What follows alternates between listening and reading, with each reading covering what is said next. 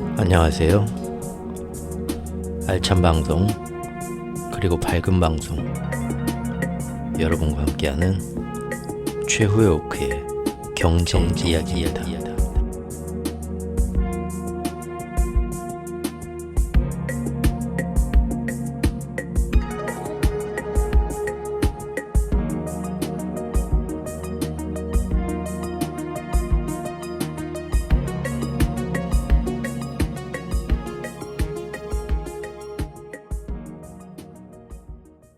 안녕하세요. 3월 마지막 주입니다. 어제 오늘 황사가 너무 심하네요. 특히 중부 지역 서울은 이 황사에 비도 많이 오면서 굉장히 흙탕물비가 온다고 중금속도 뭐 섞여 있다는 얘기도 있고 참 최악입니다. 전국적으로 황사가 심한데 지금 한 두어 시간 전에는 갑자기 마른 하늘에 날벼락이 치면서 국지성 호우 같은 게 오고 창밖으로 막 수직 번개가 내리꽂는 게 보일 정도로 어휴 이게 무슨 일이래 했는데 또 지금은 금방 비가 싹 개고 해가 나고 있습니다. 야 정말 한치 앞을 모르겠네요. 좀 날씨가 좀 심란합니다. 오늘 어제까지 중국에 이번 주 4일 동안 펼쳐지던 포럼 보아오 포럼이 폐막을 했습니다. 그 4일 동안 중국이 시진핑이 직접 출격을 해가지고 외국인 투자를 유치하려고 많은 노력을 했고요. 또 그 4일에 맞춰서 그 꼴을 못 봐서 달러 강세가 계속 더 치솟고 엔화는 계속 더 약세에 빠지면서 우리나라 환율은 정말 지난 3일이 환율 당국의 악몽과도 같은 3일 4일이었습니다. 이제 그게 끝났고요. 마침 어제 미국에서도 2월 PCE 물가 사실상 이번 주에 가장 중요한 이벤트였죠. 제가 회원 영상에서는 이미 1분기 결산과 2분기 전망을 좀 일찍 며칠 시작했는데 아직 끝내진 않았지만 사실상 이번 주에 별다른 뭐 내용이 없고 시장은 거의 다른 모멘텀 없이 금요일날 쉬는 날 발표되는 PCE 물가에 맞춰서 그냥 아무 의미 없이 흘러갈 것 같아서 미리 시작했는데 실제 이번 주 4일 미국 증시는 그랬던 것 같습니다. 거의 뭐 그냥 개장 휴업 상태였죠. 그리고 어제 PCE 물가도 뭐 별다른 거 없고 다 그냥 예상치하고 맞았다고 보이고요. 앞으로 3개월 동안이 2분기죠. 4월, 5월, 6월이 의외로 조용한 시즌이 아니라 굉장히 미국, 중국 패권 갈등에서 긴박하고 치열하고 어떤 변수가 튀어나올지 모를 아주 좀 흥미진진한 난타전이 될 양상이 되는 것 같아서 오늘 한번 그 얘기를 풀어보려고 합니다. 대충 이해를 돕기 위해서 저를 뭐 아신 지 얼마 안 된 분들 이 큰 흐름을 어디 가서 이렇게 쉽게 들을 수 있는 얘기는 아니니까요. 처음 접하시는 분들의 이해를 돕기 위해서 조금 지난 얘기들부터 한번 살짝 되짚어 보겠습니다. 2023년 1라운드는 중국의 패배였죠. 기축통화 패권전에서. 그리고 이제 드디어 2024년에 와서 반격의 기회를 가졌다고 제가 말씀을 드렸죠. 미국은 사실상 작년에 무너뜨리려고 했었습니다. 중국을. 작년에 중국을 회복 불가능한 큰 경제적 타격을 입힘으로써 아주 무너뜨리고자 했지만 생각보다 중국이 너무 잘 버텼습니다. 사실 1년 넘게. 제가 그게 공산주의의 힘이라고 그랬죠.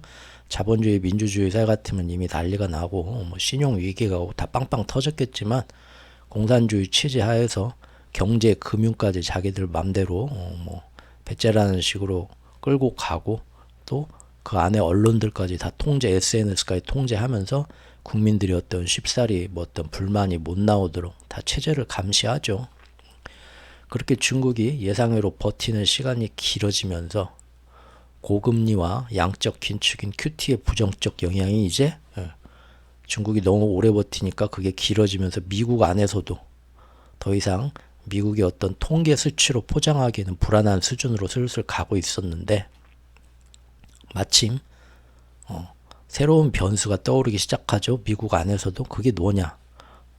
지금의 이 치밀하고 은밀한 기축통화 패권전에 딱 여기에 장단을 맞춰주는 지도자가 있어야 되는데 오히려 그런 거 없이 장기판을 나가리로 만드는 위험인물 트럼프가 한때는 트럼프를 정치적으로 완전히 매장시켰다고 생각을 했었는데 다시 그동안 불었던 전 세계적 우경화 바람을 타고 트럼프가 부활해버렸죠. 그래서 이대로는 안 되겠다. 2024년 대선판을 다시 짜야만 하는 상황에 이미 작년 10월부터 맞닥뜨렸죠. 당시에 트럼프 지지율이 여론조사에서 바이든을 20%나 앞선다고 나와버렸거든요. 그래서 미국은 부랴부랴 작년 11월부터 좀만 더 때리고 좀만 더 압박하면 지금 이 중국을 어떻게 진짜로 한번 빵 터지게 무너뜨릴 수 있을 것 같은데 어쩔 수 없다. 사실 트럼프가 이 세계의 어떤 그 흐름을 바꿔주는 중요 인물인 그건 맞는 것 같습니다. 그래서 작년 11월부터 미국은 할 수 없다 하고는 전술적 후퇴하면서 겸사겸사 급하게 갑자기 파월과 옐런이 초비둘기로 180도 전환을 하게 되죠. 예. 다 이 인물이 어떤 그 변수 때문에 일어난. 자, 제가 한번 그 권투 만화가 있거든요. 권투 만화의 등장인물들의 비유를 해서 한번 그 상황을 한번 꾸며봤습니다. 지금 여기 나온 얘가 이제 중국입니다. 1라운드 내내 이 글러브 이거 해진 거 보세요. 가드 딱 올리고 얻어맞으면서도 끝까지 가드만 한 겁니다. 1년 내내 정말 버틴 거죠. 공산당 체제로. 그때 이제 마음이 이거죠. 야, 1라운드는 내가 완전히 패했다. 2023년도 얘기하는 겁니다. 하지만 공산당은 이런 경우 훨씬 튼튼하다. 끝까지 버틴다. 버티다 보면 기회는 온다. 미국도 지금은 바이든이 돈을 쏟아 부으면서 자기네 미국에서만은 고금리 부작용을 억지로 틀어막고 있지만 그러죠? 작년 한 해 다 힘들었는데 미국만 잘 나갔죠? 하지만 그게 언제까지 가냐? 시간이 가다 보면 언젠가 미국 안에서도 이 오랜 어마어마한 고금리 정책을 2년 동안 지속하면서 양적 긴축을 하면서 나오는 피해가 걔네들만 안 나온다는 건 말이 안 된다. 언젠가 그 피해가 나타날 것이다. 그러면 그들도 지금처럼 이렇게 작년 내내 중국을 특히 8월 브릭스 이후로 더 달러 강세와 미국제 금리 공격으로 압박하기 시작했죠. 하지만 언젠가는 그들도 지금 이렇게 중국을 압박하는 연타 펀치를 날리기에는 너무 지칠 때가 올 것이야 하고 버텼던 거죠. 1년 내내. 중국 속셈, 중국 세컨드입니다. 지독한 놈들. 결국 네덜란드, 일본, 한국까지 모든 반도체 우방들을 압박해가지고 결국 미국 자기들 뜻대로 말을 듣게 만들었다.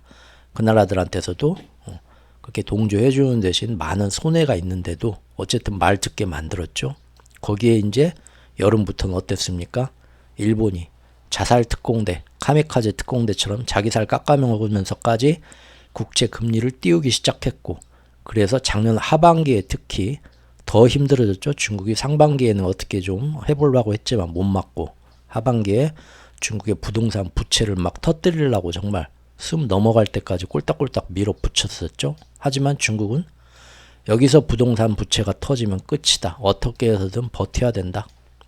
당시에도 사방에서 중국 보고 돈을 풀어서 빨리 부동산 살려라 뭐하냐 하고 바람을 넣었지만 끝까지 안 풀고 동결만 했죠. 왜냐하면 중국도 바보는 아니니까요. 그 속셈을 다 알거든요. 즉 당장 돈을 풀어가지고 어떻게든 부동산 살리겠다고 대규모 완화 정책에 만약에 작년에 중국이 나섰다면 그래서 부동산 폭탄을 더 키웠다면 부채를 그때 가서 미국이 또 먼 일을 벌리면서 금리를 더 막 고금리로 더 땡기고 다시 또 달러 강세로 만들고 국채 금리를 막 끌어올리면서 결국은 다시 한번 중국 부채가 빵빵 터지도록 유도를 했겠죠. 그것만 기다리고 있었겠죠. 낚싯바늘 딱딱 흔들면서 한번 물어라, 돈 풀어라. 그때 내가 한번 확 또 땡겨가지고 다시 한번 터뜨려주마. 그런 속셈이란 걸 중국도 아니까 아무리 힘들어도 가드만 올리고 금리 동결하면서 계속 버틴 겁니다. 그렇게 1년을 버텼다는 거예요. 참 대단한 겁니다. 중국이니까 가능했다고 봅니다. 다른 민주주의 시장 자본주의 나라에서는 6개월도 안 가 다 터졌을 겁니다. 부도나고. 그러던 중국이 그렇게 참던 차에 기회가 온 거죠. 뭐죠? 지금 미국에서 트럼프가 부활하고 있다. 이것이 우리한테 기회를 가져다 줄지도 몰라 했던 거죠. 이건 미국입니다. 야, 그림 잘 가져왔죠? 금발이에요. 미국은 1라운드 열심히 때리는데 이놈들이 가드 철벽같이 올리고 버티는 겁니다. 때리면서 이제 지치죠. 야, 이거 웬만하면 이번에 끝내려고 하는데 이놈들 끝까지 돈 안 풀고 버티기만 하네. 아, 징한 놈들. 어차피 그래도 이런 식으로 가면 내가 판정승으로 이기는 건 변함없긴 하지만 KO는 안 돼도 맞다가 이제 지치겠죠.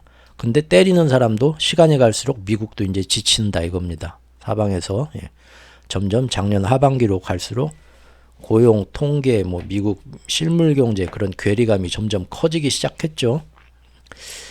아, 언제까지고 나라고 해서 이렇게 무호흡 연타 콤비네이션을 날리면서 때리기만 할 수는 없다. 힘드니까 체력적으로 계속 고금리로 버틸 수는 없다는 거예요. 명분도 점점 없어지고 인플레도 조금씩 떨어지는데 무엇보다도 뭐였습니까? 내년도 대선에서 망할 트럼프가 지금 때리면서도 머릿속이 복잡해요. 생각이 많아요. 어쩔 수 없이 2024년도 즉 2라운드에서는 전술을 바꿔야겠군. 1라운드는 무호흡 연타로 때리기만 했지만 이제 2라운드는 안 되겠다 이겁니다. 그래도 아직은 괜찮아. 왜냐하면 작년에 여름에 그렇게 브릭스 놈들 일으키면서 중동 오일머니가 중국 살려주겠다 붙겠다고 했지만 그거 어떻게 막았나요? 그렇죠. 바로 그 일 있고 나서 얼마나 국제정세 치밀하게 이제 네타냐후 바로 불러들여갖고 뭔 일 있고 그 다음 바로 며칠 만에 전쟁 터지고 한 거 제가 다 실시간으로 그때 영상으로 쭉 보여드렸습니다. 결국은 이스라엘 네타냐후가 깽판을 쳐주게 만들면서 지금 중동 정세는 오히려 그때 같이 손잡고 브릭스 들어가서 중국이랑 손잡고 잘해봅시다 하고 끌고 들어갔던 사우디와 아랍에미레이트도 지금은 눈치를 보고 중동 정세가 너무 불안해졌죠. 그리고 그 형님들이 간다니까 그럼 우리도 가야죠. 형님들이 간다면 하고 따라가던 이집트, 요르단 뭐 그 옆에 나라들 어떻게 됐습니까? 전쟁 때문에 국가 부도 직전까지 지금 경제가 파탄났습니다. 그 나라들도 그나마 관광으로 먹고 살던 나라인데 지금 거기 누가 관광 갑니까? 예. 그래서 일단 브릭스 놈들 도움을 받아서 일어나려고 했던 그 중국의 계획도 이스라엘 하마스 전쟁을 이용해서 지금 중동에서 그런 움직임도 발을 묶어두긴 했으니까 일단 할 만큼은 했다 이거죠. 미국도. 그렇게 해서 이제 작년 말에 드디어 파월과 옐런이 갑자기 초비둘기로 변신을 하더니 그때부터 꾸준히 완전 이제 정치인 다 됐죠. 요새 보면 친정치 행보를 보이면서 조기에 금리 인하할 수 있다. 갑자기 선제적으로 그런 말 퍼뜨렸고 시장에. 그래서 이제 2024년도가 되고 나니까 어떻습니까? 전 세계가 이제 물론 뭐 나라마다 다 같은 건 아니지만 대부분의 나라에서 인플레이션이 많이 작년보다 현격히 떨어지면서 안정되는 와중에 이제 미국이 선제적으로 금리 인하를 하겠다고 먼저 이렇게 신호를 보내니까 다들 그동안 우리 금리 인하 해가지고 어떻게 좀 경제를 살려보려고 해도 미국이 저렇게 고금리로 버티니까 우리가 못 내렸는데 왜죠? 기축통화인 달러가 먼저 금리를 내려주지 않으면 신흥국이 우리는 돈 좀 풀어야겠어요 하고 금리 내리는 순간 통화력의 비대칭이 커지면서 금리 차이가 벌어지면서 그 나라 통화가 엄청나게 약세로 빠지면서 환차손 때문에 외국의 돈이 싹 빨려갑니다. 달러가. 경제 살려보겠다고 했다가 너 방빼 하면서 다 저기 쫓겨나고 경제가 더 무너지는 거죠. 그래서 항상 말로는 각국의 중앙은행장이 나와서 우리나라 자존심이 있으니까요. 우리나라 경제 상황은 지금 이러고 저러고 하니까 아직은 금리 인하 하지 말고 좀 더 지켜봐야겠습니다. 말은 그렇게 하지만 속은 뭡니까? 제발 미국 니네가 먼저 내려줘. 그래야 우리도 내리지. 너무 힘들다. 다 그런다는 거죠. 예. 그런데 이제 미국이 그 누구보다도 먼저 나와서 이러한 자기네 사정 때문에 직접적으로 말은 표현은 안 하지만 금방이라도 제일 먼저 빨리 할 것 같고 금년에 또 몇 차례나 더 할 것 같다는 식으로 자꾸 시장에 사인을 주니까 이제 전 세계도 벌렁벌렁 뜨는 거죠. 이제 좀만 더 참으면 돼. 이제 진짜 끝났어.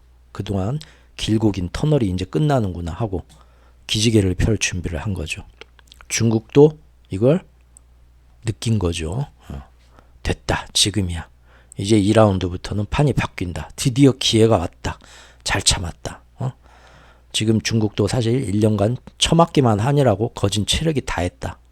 그동안 어떻게든 안 터지려고 막아오던 끌고 오던 헝다 비구이안 이제 더 이상은 한계이고 그렇죠. 1월 2월부터 드디어 터지기 시작했죠. 헝다 비구이안이 참다 헝다 뭐 7차례 동안이나 그 법정 그거 연기하면서 막아내다가 결국 달러와 채권부터 터졌죠.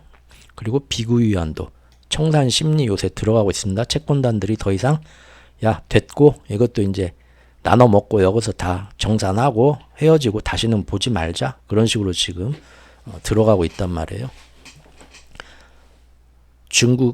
미국의 예상보다 6개월 이상을 지금 1년 가까이 버텨왔지만 그래도 지금 중국도 사실은 금년 1월 2월부터 터지기 시작한 겁니다. 그리고 수출도 내수도 어떻게든 살려보겠다 했지만 밑바닥까지 갔고요. 모든 해외 투자 자금이 작년부터 어마어마하게 빠져나가고 금년에는 한 번도 안 늘어나고 계속 더 빠져나가고 있습니다. 그래서 이제 중국 경제는 뭡니까? 침체, 잃어버린 10년, 디플레이션에 빠지려고 하는 단계입니다. 지금 더 이상 가드 올리고 방어만 하는 것도 이제 더 이상 안 된다 이겁니다. 방어하다 그냥 쓰러진다니까요. 버티기도 한계라는 거죠.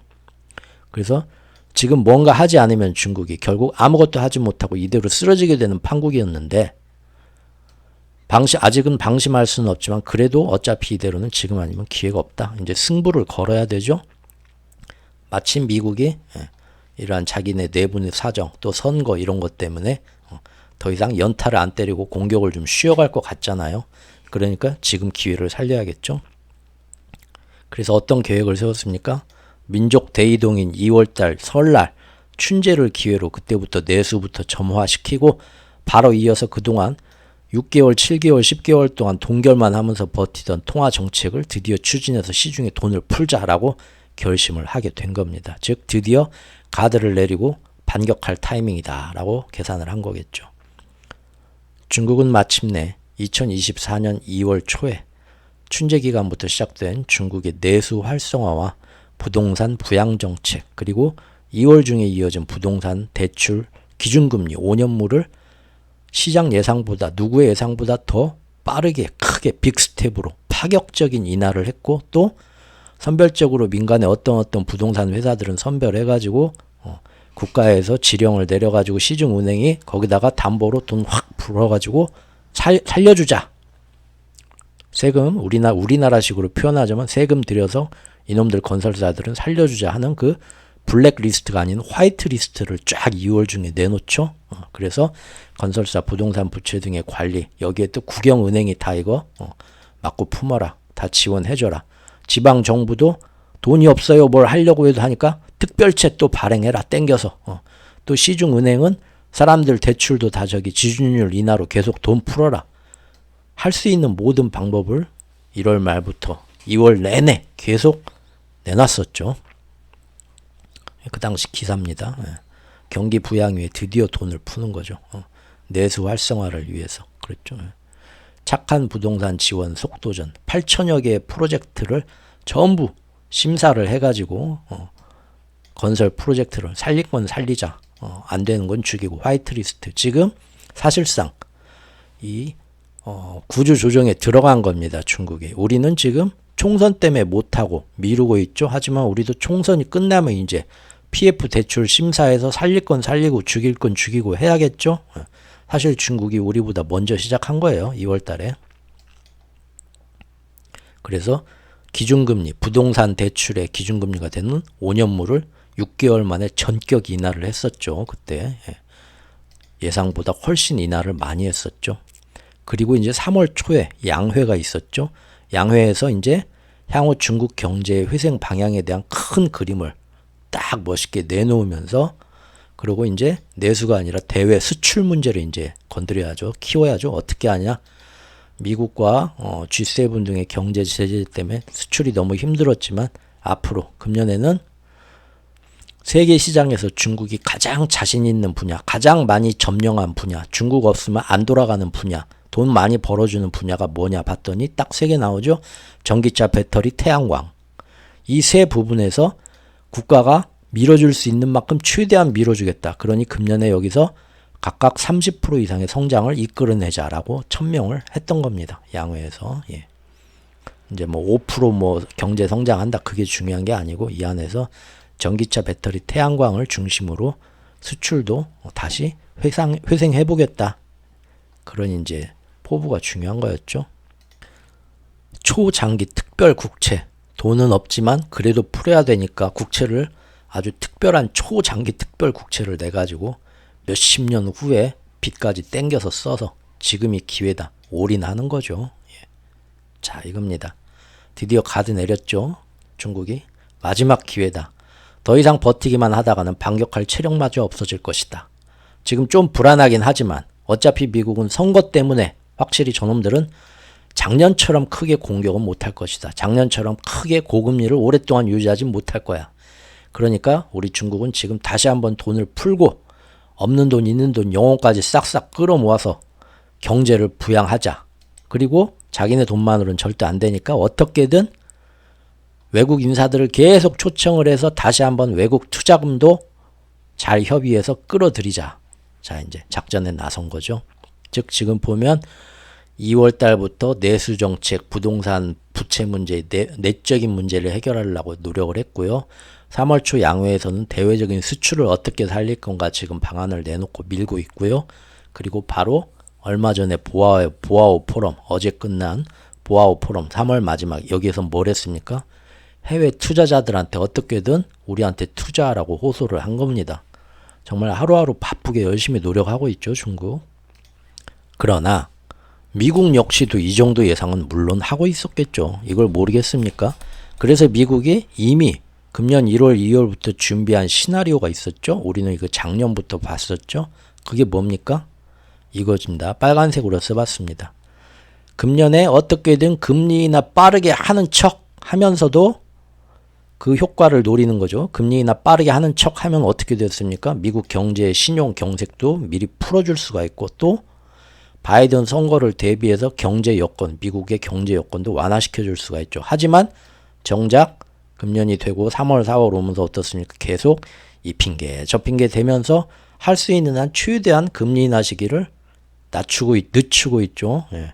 3월 달부터 시작해서 최소 7번, 6번 할 거다. 다들 1월, 2월에 붕 떴지만 지금은 다들 뭡니까? 잘하면 6월 달부터 할 거고 그것도 3번 할지 2번 할지 지금은 많이 그렇게 늦췄죠. 계속 이 핑계 저 핑계 되면서 할 수 있는 한 최대한 금리 인하 시기를 늦추고 있습니다. 그래서 그 와중에 중국은 계속 미국 시장에는 금리 인하 곧 내일 모레 할 거다. 자꾸 그런 암시를 주면서 시장 여건도 풀어주고 선거전도 대비하고 하지만 동시에 계속 실제로는 할 수 있는 만큼 금리 인하 시기를 뒤로 늦추고 고금리를 계속 유지해서 중국을 계속 최대한 압박하자. 그래서 중국이 어떻게든 금년 2월부터 살아나겠다고 해도 못 살아나도록 아주 밟아 죽이자. 바로 이것이 롤러코스터 1번 시나리오라고 말씀을 드렸습니다. 예. 다들 2번으로 아유 고금리 힘들었다. 이제 슉 내려오고 이제 집에 가야지 편하게 내려올 걸 생각했는데 열차가 안 멈춰요. 계속 높은 데서 고금리에서 조만간 이제 저기 5분 후면은 이거 이제 열차 도착합니다. 롤러코스터 끝납니다. 방송은 하는데 계속 눈이 많이 와서 이상 앞에 차가 막혀서 지금 어쩔 수 없이 조금 연착됩니다. 지연됩니다. 하면서 계속 고금리로 한 달, 2달 더 가는 거죠. 곧 열차가 내려올 줄 알고 중국은 지금 뭔가 하려고 하는데 계속 뭘 못하게 압박을 하는 거죠. 요즘 어제 오늘 뉴스들을 보신 분들 있나요? 연준의 내부 분열 이런 얘기까지 나옵니다. 무슨 얘기냐? 파월은 대충 6월부터 해서 금년에 금리 인하 3번 할 것 같이 그나마 늦춰가지고 그 정도 얘기를 하는데 갑자기 연준의 중요한 내부 인사들이 나와서 뭔 소리냐? 잘해봤자 금년에 한 번 내가 볼 땐 택도 없다. 이런 놈들 하나씩 튀어나오죠. 놈들이 아니죠. 월러이사 연준의 실질적인 제3자라고 하는 굉장히 무게감 있는 크리스토퍼 월러 이사가 엊그저께 또 나와가지고 또 딴소리 하죠. 아, 이거 금리 인하 내가 볼 때는 지금 그렇게 파월 씨처럼 서두르면 안 돼. 우리 생각보다 더 늦게 할 수도 있고 안 할 수도 있어. 짜증나면. 뭐 그런 얘기를 막 해요. 그런데 이게 다 뭡니까? 요새 유행하는 말로 선거용 약속 대련이죠. 짜고 치는 고스톱 짬짬이란 겁니다. 왜죠? 크리스토퍼 월러 이사는 제가 예전에 작년 10월 말 11월 초에 파월과 옐런이 왜 갑자기 정치적으로 초비둘기로 변신하게 됐는가 그 내막을 쫙 시간 타임라인에 맞춰서 쭉 풀었던 그 영상에서 제가 말씀드렸듯이 그 당시 첫 주자로 나온 게 크리스토퍼 월러 이사였습니다. 크리스토퍼 월러 이사가 당시에 나와서 무슨 금리 인상이야. 우리 지금 인플레 아주 잘 잡혔으니까 지금부터 금리 인하 미리 해도 돼. 나는 좀 그렇게 생각한다 하고 최초로 나와가지고 시장에 그런 분위기를 내가지고 슬렁슬렁하게 미리 밑밥을 깔았던 애가 바로 크리스토퍼 월러 이사입니다. 쓸데없는 금리 올해 고금리 유지해가지고 괜히 사단나게 하지 말아라. 지금 충분하다 해도 금리 인하 해도 그렇게 말하면서 물꼬를 터가지고 시장에 야, 딴 사람도 아니고 월러 이사가 사천왕 중에 한 명인 월러 이사가 저런 말을 하네 해서 싱숭생숭 일단 분위기 잡았던 놈이 바로 자꾸 놈이라고 해. 나 이 양반 잘 알도 못하는데 크리스토퍼 월러 이사였거든요. 근데 이번엔 또 어떻습니까? 이번 주에는 뭔 소리요? 지금 금리 인하를 왜 지금 큰일 나요? 그냥 계속 고금리로 가야 된다니까요. 반대 의견을 또 크리스토퍼 월러 이사가 내놓죠. 이거 어떻게 봐야 됩니까? 미친놈이죠. 죄송합니다, 월러 씨. 예, 재밌게 하느라고. 6개월 만에 정신병자도 아니고 지금 또 바뀌었죠. 지가 지 입으로 제일 먼저 포문을 열었던 애가 이번엔 또 정반대 얘기를 하죠. 결국 뭡니까? 이게 다 롤러코스터 1번 가는 겁니다. 파월은 이거 좀 가긴 갈 건데 예상보다 늦어지네 한데 또 한쪽에서는 아니야 더 오래 가야 돼. 파월은 아니야 그래도 금방 조만간 내려야지 하는데 서로 이렇게 위로도 안 쳐지고 아래로도 안 꺼지고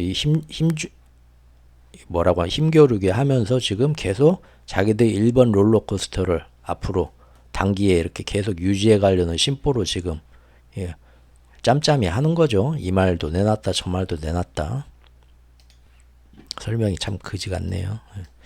자, 그리고 금년도 대선 때문에 그 어느 나라보다도 지금 시장이 강력하게 금리 인하 사인을 내주고 있는 이 미국으로서는 쉽게 다시 예전처럼 달러 강세와 국채 금리의 고준위를 가져가기 힘들죠. 사실은 누구나 이제 앞으로 미국은 달러 금리 인하한다 하면은 달러는 무조건 약세로 빠지고 채권 가격은 이제 채권 금리는 떨어질 수밖에 없겠구나. 그렇게 간단 말이에요. 국채 시장도.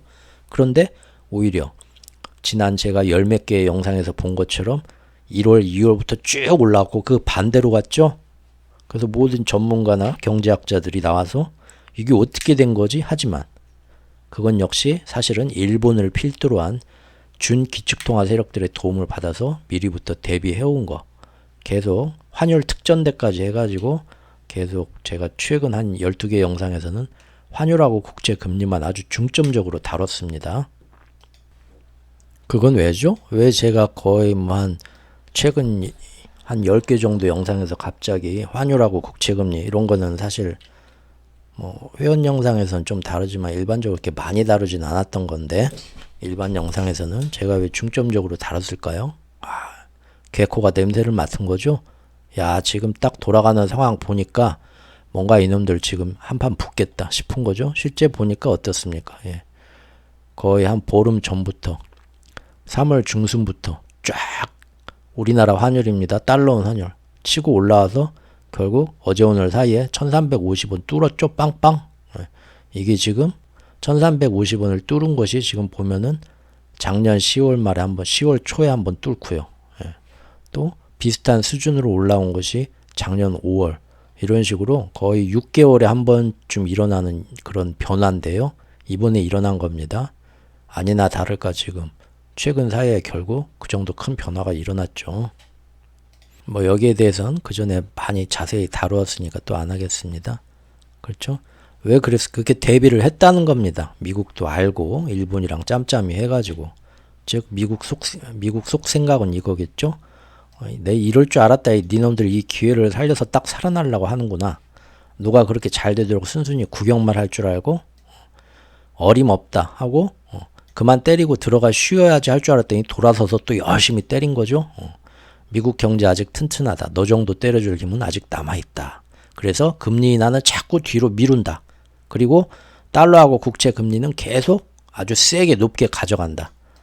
미국 자체로 스스로 그렇게 하긴 힘들지만 일본, 유로화, 영국 파운드와 그렇게 도와주는 거, 심지어 스위스까지 나서가지고 도와주는 거 우리 계속 실시간으로 봤었죠.